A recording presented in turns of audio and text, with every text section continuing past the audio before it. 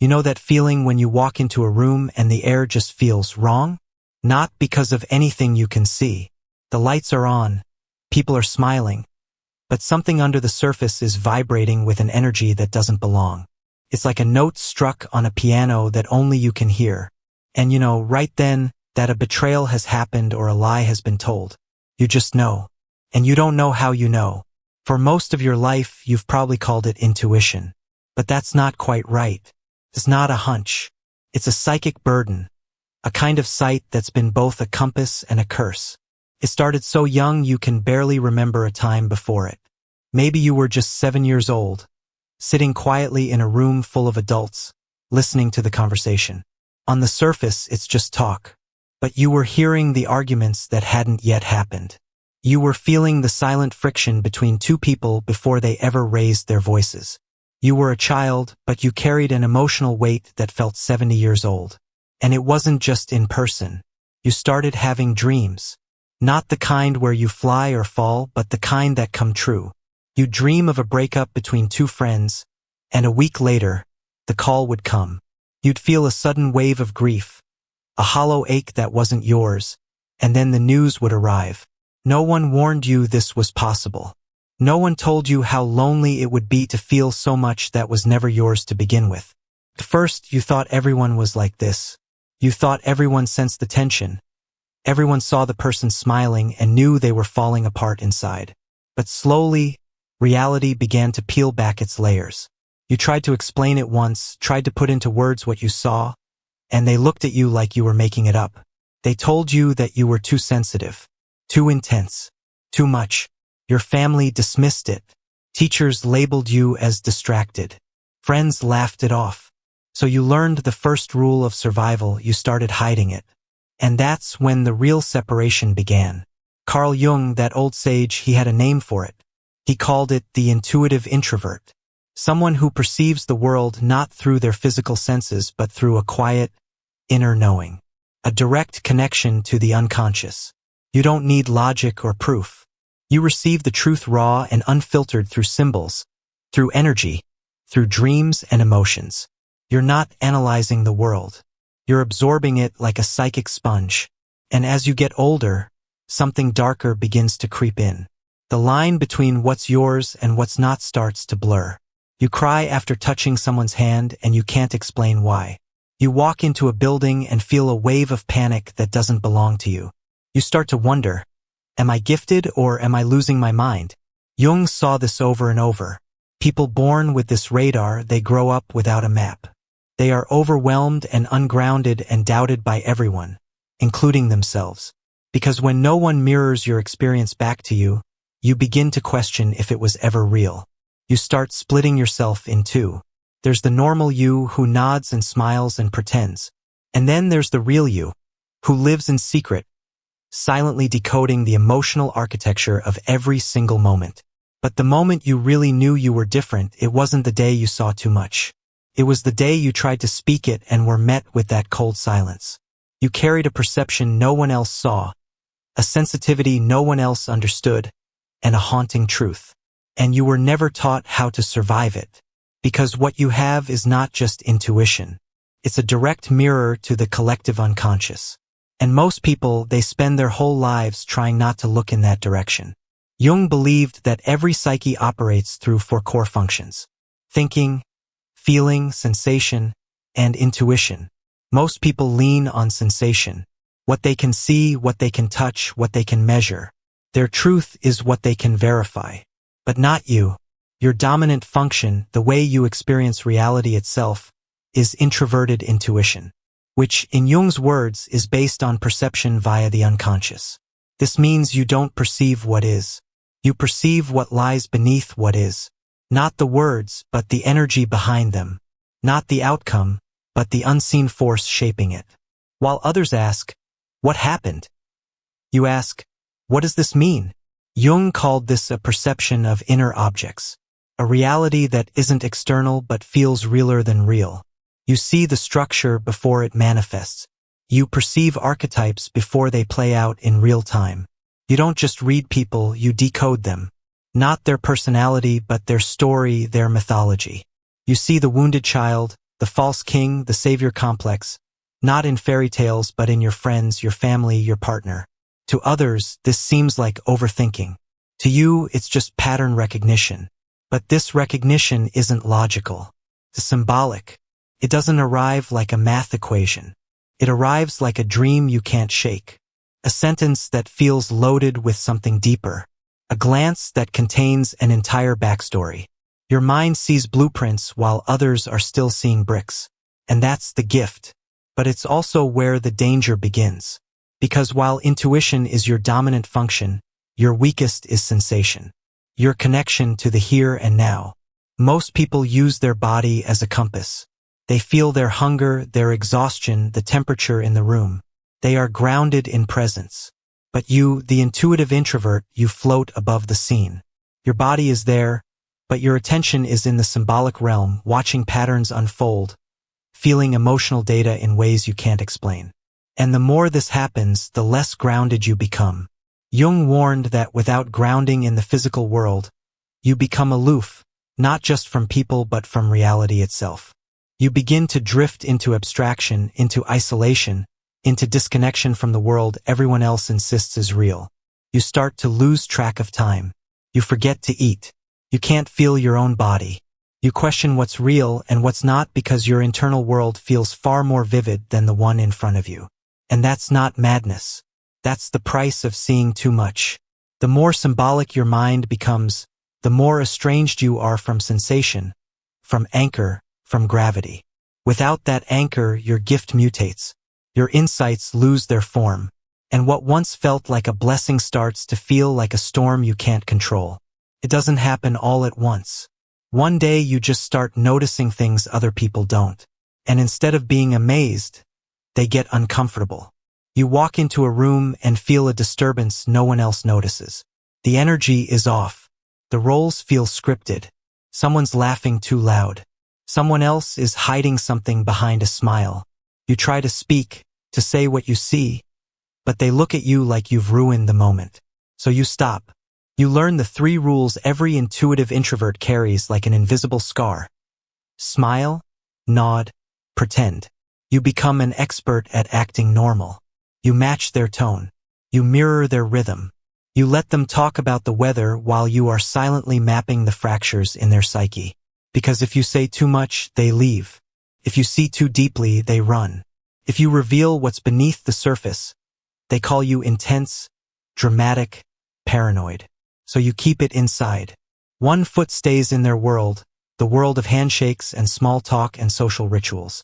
But the other foot drifts further and further into the symbolic realm, into the realm of archetypes, emotional undercurrents, unsaid motives and unseen forces. It's a split reality, and you live between them. To the world, you're calm, quiet, maybe a bit aloof.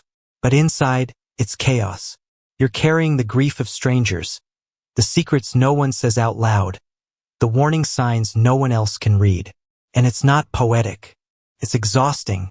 You feel lonely in a crowd, empty in a conversation, spiritually starved in a culture obsessed with noise. And the worst part isn't that people misunderstand you. It's that you start to question if you even belong at all. Jung saw this pattern clearly. He wrote that the intuitive introvert becomes a complete enigma to those around them because their inner reality is so rich, so complex, so attuned to forces beyond the immediate that they become foreign to the world they live in. You're not absent. You're just elsewhere, thinking in metaphors while others argue facts, feeling energies while others chase goals, whispering with symbols while others shout opinions. And after a while, you realize this isn't something you do. It's who you are. It's not a phase or a mood or a quirk. It's the way your mind was designed to navigate the world. But it comes with a cost. Because the more you pretend to belong to the ordinary, the more you betray the extraordinary perception that makes you who you are. And so you live between 2 worlds. Not fully in either. Not fully seen. Not fully safe. You are the bridge. But bridges aren't destinations. They're just the space in between. And if you stay in that in between too long, something in you begins to collapse under the weight of being too much for this world and too invisible in it. You were given sight but not a shield. You were given truth but not instructions. And that's the danger. Because when you see too much without understanding how to carry it, your own mind becomes the battlefield. Jung spent decades studying the consequences of this. He discovered 3 psychological traps, each one subtle, seductive, and devastating. And if you don't recognize them, they will turn your gift into your destruction. The first trap is archetypal inflation. This is when you stop just perceiving the patterns and start believing you are the pattern. At first, it's subtle. You sense more than others. You see what they miss. You feel things no one says, and you realize you're almost always right. You feel chosen, special, necessary, and maybe you are. But slowly, something begins to shift. You don't just sense the archetype, you start to become it. You're no longer just intuitive. You are the prophet, the wounded healer, the savior who suffers for others' ignorance. And it feels noble. It feels purposeful, like your pain is part of some cosmic assignment. You begin to isolate not out of rejection, but out of a secret sense of superiority. They wouldn't understand. They're not ready. They need me even if they hate me. But what's really happening is inflation. Your ego is merging with mythic roles that belong to the collective unconscious, and you start to believe they're you. Jung called this the most dangerous condition for intuitive types. Possession by the unconscious. You're no longer a person with a perception. You've become the perception. And once that happens, there's no room for feedback, growth, or grounding. Only a symbolic identity and the slow corrosion of your human self beneath it. The second trap is psychic contamination. This is when you don't just feel others, you become them. The intuitive introvert isn't just sensitive to emotion. They absorb it like a psychic sponge. You enter a room and soak in everyone's psychological material. You sense someone's grief and suddenly you feel it in your own body. You detect unspoken anxiety and you begin pacing without knowing why.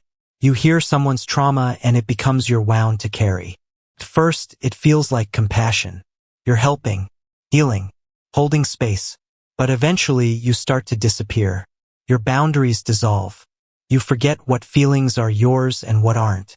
You begin to vanish into other people's stories. You take responsibility for their healing. You think if you just love more, fix more, give more, they'll finally change. But what you're really doing is escaping the terrifying task of facing your own self.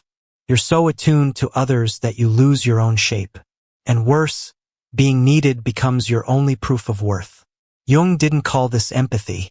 He saw it as a boundary collapse between self and other that ends in exhaustion, emotional fusion, and the loss of your own identity. The third trap is symbolic collapse. This is the most terrifying. When you live in symbols for long enough, the real world starts to blur. You begin to interpret everything as a message. Every song lyric is a sign. Every coincidence is a cosmic nudge. Every delay, every bird, every number is proof of destiny in motion. What begins as intuition morphs into obsession. You can no longer trust reality.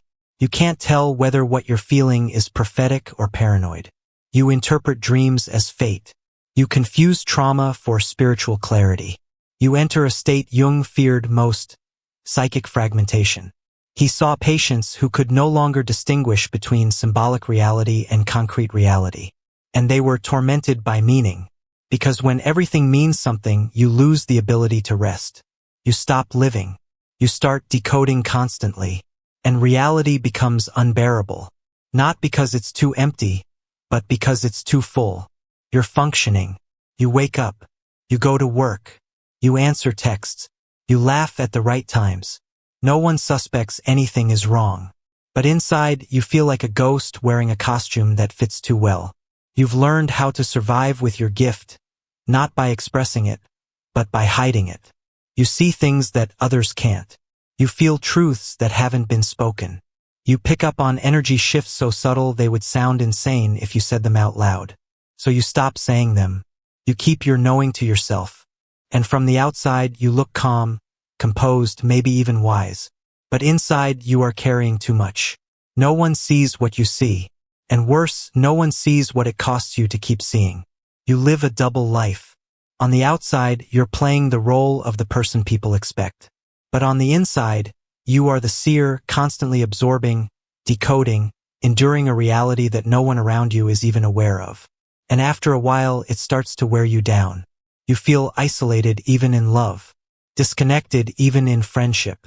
You're surrounded by people, but utterly alone in your experience. This is what Jung called psychic no man's land.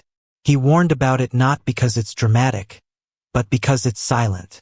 The world doesn't notice your suffering. You're not melting down. You're fading.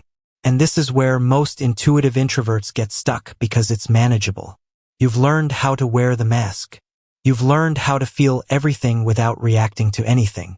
You've mastered the art of pretending normal. But the cost is enormous. You begin to forget how to speak your own truth. You start questioning your own perceptions. And somewhere along the line you convince yourself that this is just the price of being gifted. But that's the lie. This stage was never meant to be your destination. It was only ever meant to be your test. The turning point doesn't come when someone else sees you. It comes when you decide that your perception deserves to be carried with care, not hidden in shame. Because the truth is you can't unsee what you've seen, but you can learn to carry it differently. Not as a burden that breaks you, but as a truth that transforms you. And that's what the final stage is about. Not surviving what you are, but integrating it so it serves you instead of swallowing you whole. Most people never make it here. They either drown in their perception or shut it down entirely. But if you have survived stage 2, if you have made it through the isolation, the psychic traps, the emotional chaos, there's another path. Not one that numbs your gift, but one that teaches you how to carry it without letting it consume you. This is stage 3, integration. It is the return of your power, but rooted, contained, translated, directed. You don't stop being intuitive. You start being sovereign. And to get there, you must master 3 practices Jung believed were essential for people like you. First, reclaiming the body. This is the practice of sensation. You have to bring your intuition into the body to contain it safely. Intuition lives in the symbolic realm, but survival lives in the physical. Your visions need a container, and your body is that container. The more you ground into sensation, into touch, movement, smell, rhythm, the more stable your inner world becomes. Jung warned that intuitive introverts often have an underdeveloped connection to sensation. They float, they dissociate, they forget to eat. They become so lost in meaning that they forget what it's like to feel present. But sensation isn't a stupid thing. It is sacred. It's your nervous system's way of saying, you're here, you're alive, you're safe. Practices that reconnect you to the body. Walking meditation, noticing the pressure of each step. Cooking, experiencing smell, taste, texture with mindfulness. Gardening, letting the soil and the growth remind you of physical cycles. Breathwork, using your breath to return from a mental spiral. Or even just a cold shower. That tactile grounding returns you to here and now when you feel lost in symbols. This is not about becoming a sensation type. It's about anchoring your psychic perception in something solid so it doesn't drift into overwhelm. This is how you build a stable foundation to hold what your intuition brings in. Second, translating the vision. This is creative and verbal expression. What you see is not meant to stay inside you. If you don't express it, it rots. It overwhelms. It grows heavy. Intuitive insight is energy, and energy must move. That's why translation is vital. Whether through words, images, music, or philosophy, you must turn your perceptions into a form. Because form protects. Jung believed that when we trap unconscious content inside ourselves, it gains power over us. But when we express it, when we give it art or voice or structure, it loses its chaos and becomes wisdom. Ways to translate your perception. Write, journaling, poetry, storytelling. Paint even abstractly and let the symbols flow out. Teach, share your ideas and philosophies and frameworks. Create and design rituals or systems or models for others to understand the unseen. You don't have to explain everything. You just have to express it. And in that expression, something miraculous happens. You become a bridge between the invisible and the visible, between what can't be spoken and what must be said. Expression is not just creativity. It's survival. It's your pressure valve, your translator, your soul's way of saying, this is too big for me alone. Let me make it real. And finally, building energetic boundaries. This is conscious permeability. Sensitivity is not a weakness. It's a signal system, but only if you control the volume. This is the most advanced skill because you don't just need protection from the outside world. You need protection from yourself. You absorb people. You feel too much. You project. You merge. You vanish. But integration does not mean becoming numb. It means becoming conscious of your openings and your closings. Jung called it conscious permeability. You choose when to let the unconscious in and when to shut the door. How to create these energetic boundaries. Visualization rituals. Imagine a psychic shield before you enter a chaotic environment. Closing ceremonies. After an emotional interaction, wash your hands, light a candle. Symbolically release what's not yours. Journaling filters. Write down the insights and then label them. Is this intuition? Is this a projection? Is this anxiety? Is this a pattern? Ritual separation. Change your clothes, take a walk, shift environments between emotional zones. The goal isn't to block everything. It's to filter it. To let in what's true and release what's noise. The more you practice this, the more you reclaim your identity.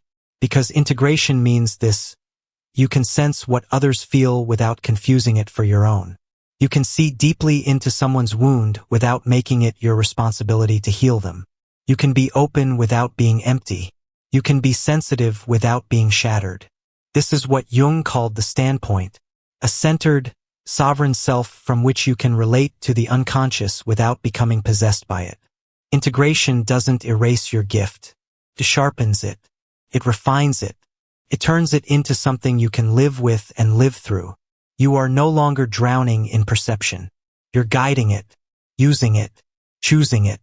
You become the eye in the storm, not because the storm stops, but because you've stopped identifying with the lightning. You saw too much, felt too deeply, carried what others could not even name. And you paid for it with your peace, with your relationships, with your sense of belonging. But here's what you must understand. You were never broken. You were initiated, not into some mystical fantasy, but into the brutal, beautiful reality of what it means to be an intuitive soul in a surface-level world. Jung never saw you as damaged. He saw you as a bridge, a rare kind of person born to walk between two worlds, the unconscious and the conscious, the invisible and the visible, the truth and the story. But the bridge must learn how to carry its weight, because insight without structure becomes suffering. Sensitivity without protection becomes collapse. This journey was never about getting rid of what you feel. It's about learning how to hold it differently, how to contain it, how to translate it, how to use it. Because the ones who survive this journey, the ones who ground their vision, who speak their truth, and who choose conscious boundaries, they become the translators of the human experience. Not just for themselves, but for everyone else who is still stuck in the storm. So this is your call. You have come this far. You've walked through the silent suffering. You've looked the traps in the eye. What will you do with what you know now? Your voice is the map someone else is waiting for. Speak it, write it, share it, even if it shakes, because you were never meant to stay hidden. You were meant to become a mirror, not of what's easy to see, but of what was always there, waiting to be revealed. You are not cursed. You are called. But first you must survive.